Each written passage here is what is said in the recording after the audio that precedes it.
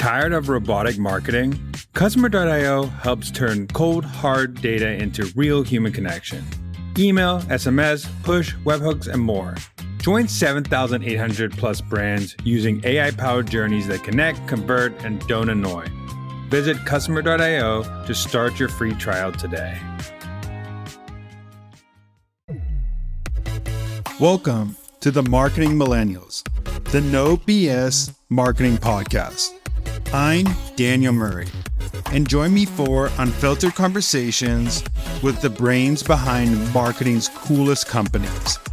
The one request I tell our guests, stories or it didn't happen. Get ready to turn the up. We are back with another episode of the Marketing Millennials podcast. I'm here with the Chief Marketing Officer of Customer.io, Jason Lyman. I'm excited to chat about annual planning. I think this is a good time to chat. We're approaching end of year. And you might have made mistakes if you've already done it, or you might need to fix some things right now, but I hope this conversation will help. But I want Jason first to go into explain your background a little bit, how you got into marketing, and then we can get into the detail. Perfect. Well, Daniel, thank you for having me. Just a little bit about me. Actually didn't start my career in marketing. I spent about 4.5 years working as a strategy consultant. So maybe that's a little bit about why I have a passion for planning and strategy development. But over the course of 4.5 years, I spent a lot of time working with media companies who were being disrupted by new media technology. So this was a while ago. This was back when streaming was this new thing. The iPhone had just come out. Free-to-play games were blowing up. And through a lot of my casework, I was able to see firsthand the power that technology could have on end users, on business models. And I kind of knew that I wanted to work in tech and try to drive innovation forward by working more closely with products that are really kind of pushing the envelope or experimenting with something new. And so I decided to go back to grad school and did 2 years at Berkeley and use that to transition into tech. My career spanned both kind of big companies and small. So I started my career up at Microsoft working in the Office 365 group up there. That's kind of where I learned how to market and sell a SaaS solution, learned what marketing looked like at scale, but also kind of realized that I wasn't a big company guy. Kind of wanted to go places where I could have more ownership, more direct impact. Was lucky enough to join Dropbox pretty early. There, I was the second product marketer and worked through the kind of IPO. So I saw multiple stages of growth and maturity, and that really kind of seeded my desire to work in the high growth phase of a company's maturity. So since then, I've worked at a handful of startups, and most recently, I currently serve as the CMO here at Customer.io. Fun fact: I was actually a customer of Customer.io at Dropbox, Podium, Better Cloud, and Ethos. So the 4 companies I worked with prior. So I was able to kind of know firsthand the power of the platform. But as an outsider, I saw a lot of potential from how we think about our overall marketing strategy, and so that's really what drew me to the role. And I've been here about almost 3 years now. And so it's been an amazing ride during that time. Yeah, I always found that you could find really good marketers if you just bringing in a customer who's really understands the product and really understands how to use it as the marketer. It always becomes some of the best employees in your company, like people who actually love and have passion for the product. But I want to go into something that is happening right now. Happened a month ago, people are still doing it. But I think a lot of people annual plan for the next year of marketing, but you think of it as more of a way to being a growth engine for your company. So what is the number one mistake marketers make during the planning that immediately limits their growth potential? Yeah, I think for me, you need to make sure that whatever marketing strategy you develop is connected to the broader company strategy and where those priorities and goals are. Because it can be failure mode for a marketing team if their approach is built in a silo and their plan doesn't take into account some of the goals or metrics that the broader organization is trying to achieve. I think a really kind of tangible example that a lot of teams might face is, there's a lot of excitement, for instance, around a new product investment and that EPD is really putting a lot of resources behind, but then the equivalent kind of go-to-market investment to drive the launch of that isn't built into the plan, and that then creates this disconnect. I saw this firsthand when I was at Dropbox. We were building at the time Dropbox Paper, which has a lot of similarities to kind of Notion today, and we had made a lot of great progress as far as kind of some of the desires of our earliest adopters. And we wanted to make this a really big swing and an anchor of our broader marketing strategy for the second half of the year. But we didn't align early enough in our planning process to have the budget necessary around promotion, having the right level of kind of investment in our kind of PMM resources to support this kind of evolution and storytelling that was required. And so for me, it's kind of one of those examples that I go back to pretty regularly, and it speaks, I think, to me at least, the importance of having that conversation and connectiveness between what you want to do from a company perspective and what you need to be doing from a marketing perspective to really support the broader goals of the organization. I want to go high level first, and then we'll go deeper and tactical of how other people could do it. But I want to start with, what does it look like as a CMO to start the annual planning? Like, what questions do you ask, like the CEO, the board, whatever, to make sure you start building the correct plan for 2026 or the next year? Yeah, so I use a framework that I've had a lot of success with, that is the play to win framework. And as part of that, there's a few questions that you have to answer as a part of kind of building that out, that I think translates into a pretty tangible set of outcomes and actions that a marketing team can rally around. So the framework really starts with this concept of what's our winning aspiration, and so it really kind of anchors the broader goal and the broader team around this aspirational goal that we're going after. The next question is where will marketing play? And so that really helps anchor the team around who is the ICP we're going after, how big is that audience, what are the characteristics, where are they located, so that we know where to try to find them as we go out into the world with our kind of broader communication approach. The third question then is, how will marketing win? And so that then becomes a question around, what are the opinionated things that we believe as a marketing team we need to be doing to reach that audience and drive action from them.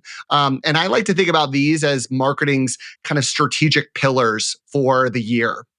And so these tend to be, 3 to 5 opinionated statements around kind of what we feel like we need to do, or where we need to invest most of our time, energy, and resources.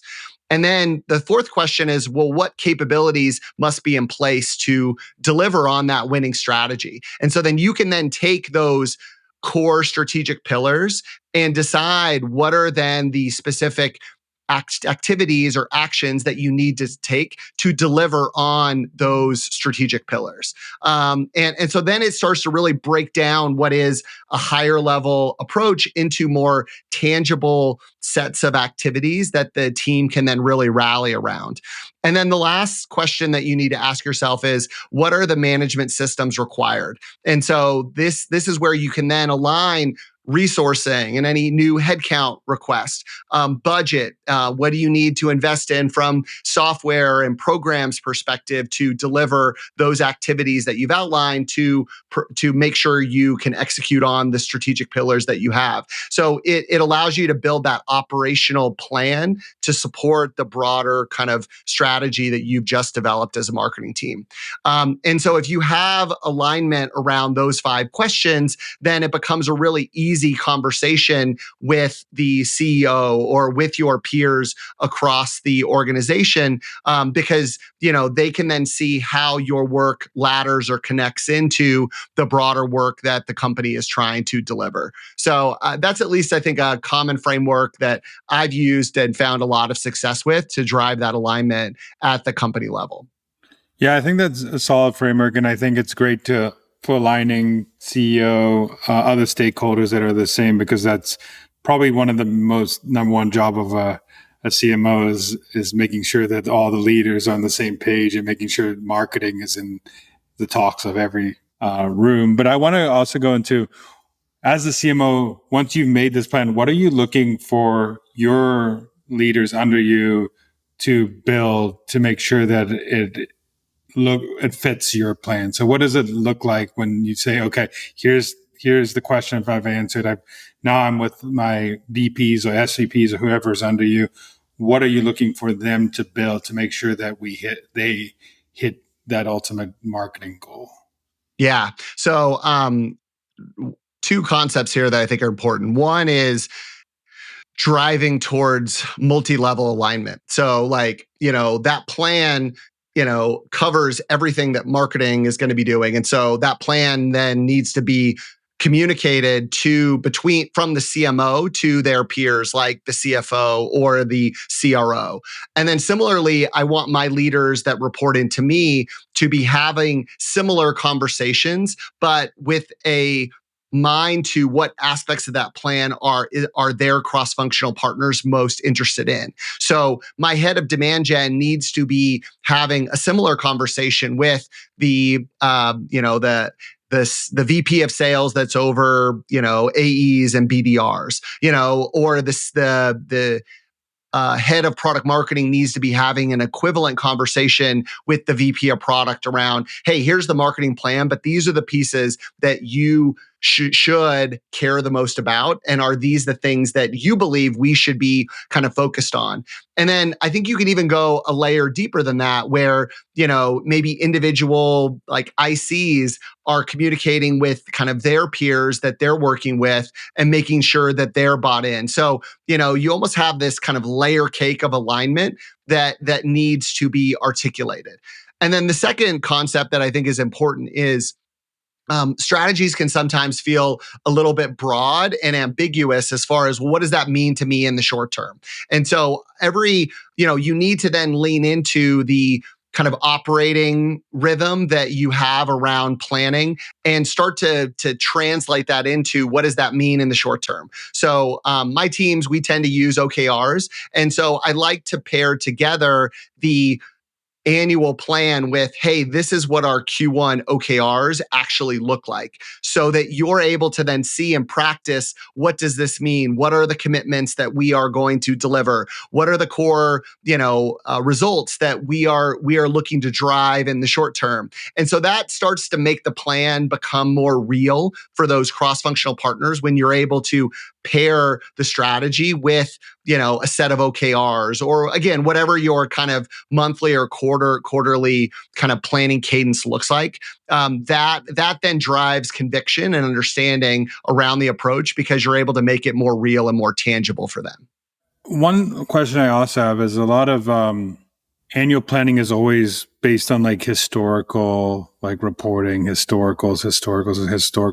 So how do you like bake in future opportunities that have not been like proven by historical? Because obviously you can forecast based on, this is what we're going to do in expected revenues, expected ops, but there are some things that are swings that you're going to do that there's no historical based data that you could prove. But how do you bake that into the plan to make sure that you're telling the right story, that we should take this one big swing for the next year?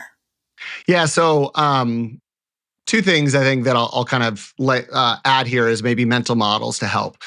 So the first one is, I've used this framework before, but it's the 70-20-10 framework. So 70% of the commitments that you have as part of a strategy should fall in this like higher confidence bucket. So, you don't want to bet the farm on a strategy that you feel like, has a lot of beta in it, where there's these big upsides, but also could potentially have big downsides. Like, you want to anchor around the things that are working, but then you need to make sure you're allocating 20% of your time and budget towards things that are medium confidence, where they have these higher upside associated with them, so that you're able to have this opportunity to really kind of overperform what you're currently planning, and that's what drives motivation, kind of excitement, and also too, it's the only way you learn enough to really continue to augment your approach. And then the last 10% should be in these lower confidence but like truly game changing bets that you're trying to make. And so that allows enough that, to me, the like risk reward trade off feels really strong when you allocate a portion to activities that would maybe fall in that bucket. And so I think that's one way to drive that mental model of, hey, we want to do some things that are outside of the norm, is if you think about your budget and you think about your time spent and making sure that they loosely align to this breakdown. I think the second thing that you can do here is, a lot of times, people get in the habit of just rolling over the budget, for instance, that they had last year, where it's like, hey, this is what we did. We know we're going to have 10% more. So, do we just start to grow things at a roughly equivalent rate, kind of year over year, that aligns to the overall number? And what I've really tried to push my teams to do is to have it effectively build it bottoms up every year. So that way you're looking at every line item that you have and assessing, is this something that I trust in, that I believe, or is this something that maybe isn't quite working, or the performance has started to decline? And as a result, I want to reallocate that budget to something else or something new. And so I find that kind of, starting from effectively a zero basis plan and then building up from there, tries to control a bit more for getting into the same rhythms. And it forces you to assess each line item and decide, is that something I want to double down on or not?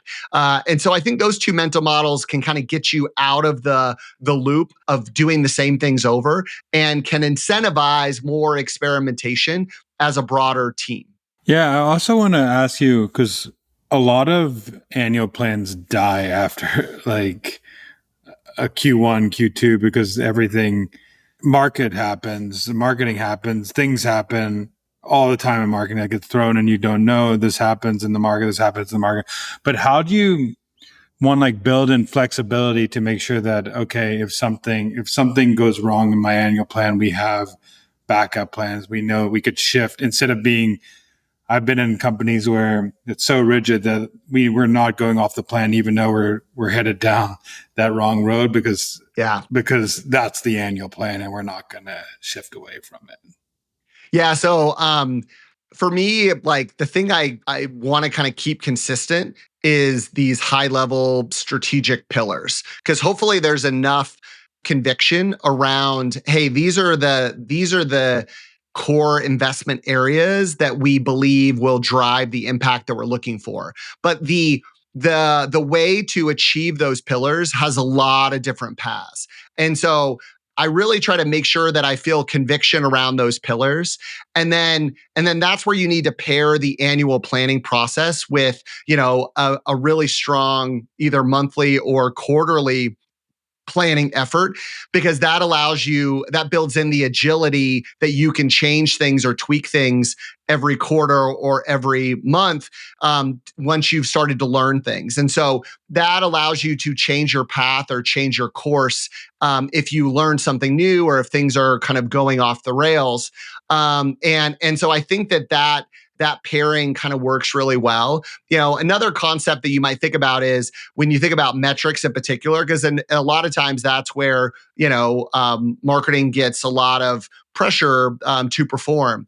Think about what metrics are your KPIs versus what metrics are your OKRs. So I think about KPIs as like 100%, we can't miss these metrics, versus OKRs. Those are ones where they can be stretched. They can, change quarter over quarter. You can adjust them as you learn more, and so that way the team stays focused around, look, we're not going to miss on revenue, we're not going to miss on pipeline, we're not going to miss on MQLs. But the things where we have flex on is maybe some of the performance of different marketing channels, or the impact of different product launches. Like, those can be OKRs and be things that, we set these ambitious goals on, or they're things that can honestly drop out of a plan if they're not working.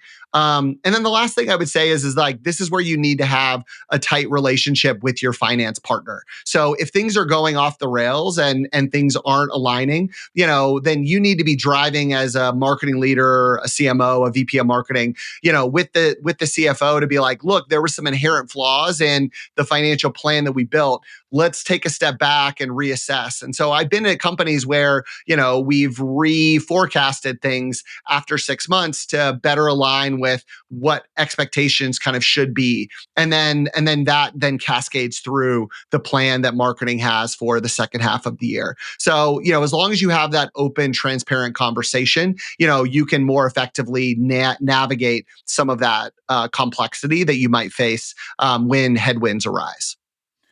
This is a twofold question, but how has AI helped you do annual planning? Because this is the question that probably you'll get a lot. And then what are some things that are built into your plan that are, this would say, like AI first principles that your team should follow to help them be better, to help hit the goal? So one is like how you used it to plan, and then how are like AI first principles that people can use to be better at hit those OKRs. Yeah. So the first so for the first question, as far as like how AI has like kind of helped that process, I think one has been through just the helping streamline the synthesis of data that we've gathered throughout the year that should then inform what we think our priorities should be next year. So whether that is, working through the summary of performance data across the funnel, or whether it is, amalgamating a bunch of customer feedback that we've gathered from all of the sales calls and customer case study interviews. And so that way we're starting with a really solid foundation of here's all the data inputs that we believe should inform the strategy. The time to collect that and synthesize that into takeaways has been kind of dramatically reduced. I think the second way is that it helps to stress test some of the opinions that you developed as part of the strategy development process, and helping you assess if there's anything that you're missing in that. So it serves a little bit as kind of a validator of, well, have you thought about this piece? Or what about, this feels in conflict with some of the data that you provided as part of the collection process. And so it really helps you build conviction and refine your point of view. And then third, it helps with the just the synthesis and kind of content creation piece of that. So, translating what can be discussions and design thinking efforts as a marketing leadership team into the kind of tangible outputs that you're then going to be sharing with your team and cross-functional partners. So those are three ways in which it's streamlines, shortened, and hardened the kind of process. And then as far as like how to use AI to like future-proof kind of the strategy and what you want to do, one of the key ways that we've done it as a marketing team at Customer IO is one of our strategic pillars is around investing in our marketing foundation. And we have dedicated activities around investing in different tooling, like building out the right workflows to enable kind of AI adoption more easily. We're building into our plan commitments to rethink the way that certain processes work with AI in mind at streamlining that process. And then additionally, we've pushed ourselves when we have headcount requests. Are those headcount truly needed, or can we get can we leverage AI to push out those hires or replace those hires? Those are a few ways in which we're kind of building it into our normal planning rhythms so that we're staying ahead and making sure that we are kind of AI first in how we think about our marketing strategy.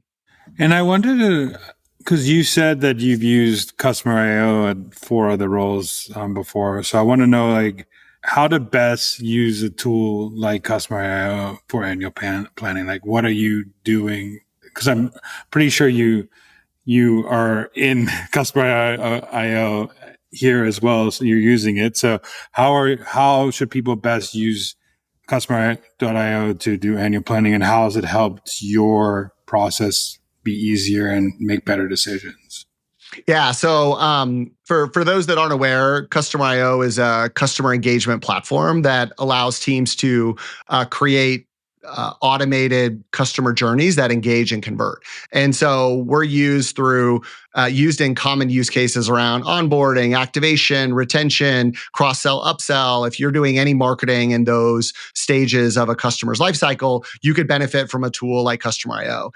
So our team, has dozens of campaigns set up at each of those stages to try to drive our leads and customers, through everywhere from onboarding, activation, retention, and then we use it to drive engagement to potentially upsell them into our premium plans, and they have to interact with our sales team.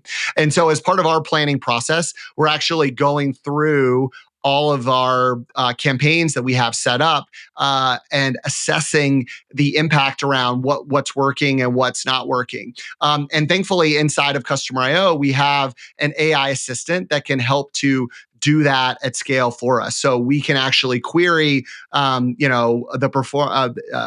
AI assistant to look at relative performance of different campaigns, and it can kind of come back and let us know this is what's working and what's not working. And so we're able to then suss out, using AI capabilities in our platform to identify where we believe opportunities exist as we think about the kind of life cycle investments that we're making, and that the performance of those campaigns, as far as what's working, what's not working, serves as an input into our broader annual planning process. And so that is at least a high level way of how our tool provides the necessary data and feedback to inform some of our decision making from a marketing perspective. I mean, this is another way to use AI too, which your tool has it. And I think if your goals are to improve these metrics, a lot of those life cycle metrics, like this is definitely a tool that is really great at that and inputting data and easy to use and flexible. But I also want to go into another question too, because I think it will be helpful to marketers listening is, what are some ways that like successful ICs or successful managers could go into annual planning to like help them accelerate in their career? Like, what have you seen that you did to accelerate your career too that helped you when it went to annual planning time, and then hitting your goals and making sure you set up goals to help you win and be seen in an org?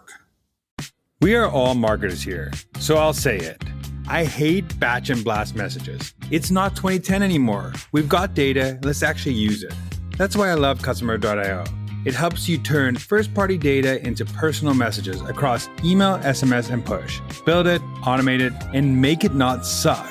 Start a trial and join 7,800 plus brands already doing smarter marketing with Customer.io. Visit Customer.io to start your free trial today.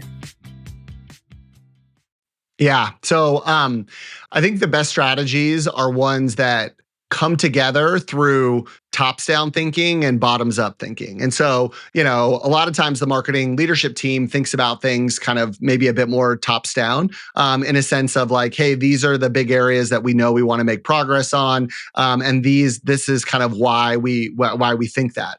I think like where you can then augment that thinking is, hey, these are some of the bottoms up themes that we're seeing in how we work day to day. And those should either validate some of the concepts or ideas that have come more tops down, or they might identify gaps in the plan as far as like, we are seeing pain in this part of our broader marketing approach, how do we want to build solutions into our plan to address those? And so I would recommend that the ICs that are out there that want to get involved and want to help, can you, for your area of the business that you own and drive, what are some of the insights and takeaways that you're seeing in your day to day, and then taking those inputs and laddering it up into an opinionated point of view around what the team should be doing. Because I do think that it's important people remember strategy is a set of integrated choices that requires trade-offs. And so therefore you need to be opinionated around, we're going to do this and we're not going to do this.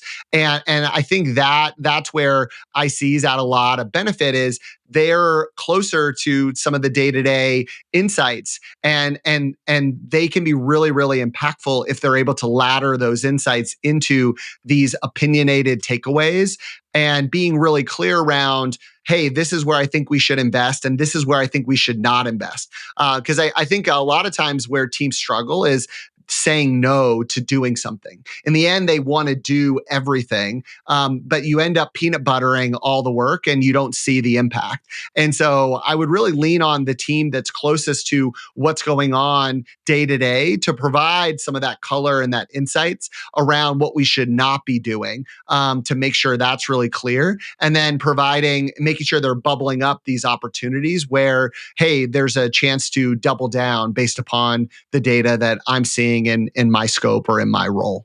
Yeah, I think that's great. I mean, a couple of things that I did to do this, and based on what you're saying too, is one is like, how could I do something that helps my boss hit their goal easily? Yeah.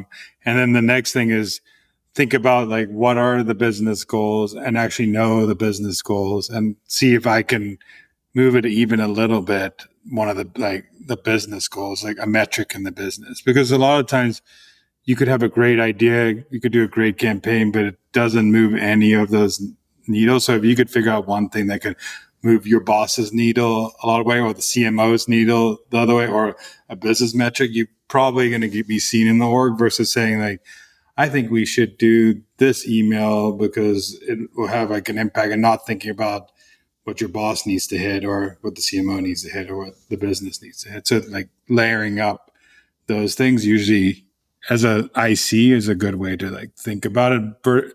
And it's all based on what you said, is like those principles that, what are those opportunities? Look for those opportunities to make your boss look good and the CMO look good, and ultimately the business look good. Yeah, I think that concept of the cascade from business goal down to, like, in some ways, the individual work that a team member can do. Like, as a CMO, if you can paint that picture for your team and help them see, hey, this is how your work ladders, it drives a lot of motivation for those individuals. And then it's really easy to celebrate them when they're able to deliver improvements there, because you can point to, hey, this drove this metric, and this metric is one that the CMO cares about, or a C team kind of cares about. And so I love that concept. And I think that's such an important aspect of great planning, is making sure that everything feels like it ladders up, from the smallest team in your department up through the various departments that make up the broader kind of company strategy and the goals that we're trying to achieve as an organization. As a CMO, how do you make sure you get the like ground running and the motivation there, like Q1? Like, what are you going into? I mean, December's happening now. You have to start a little bit of the motivation to get the push, but Q1 rolls around. We need to hit our goals. Like, what are you doing to make sure the team is rallied, everybody's on the same page, they're hyped going into like the new year?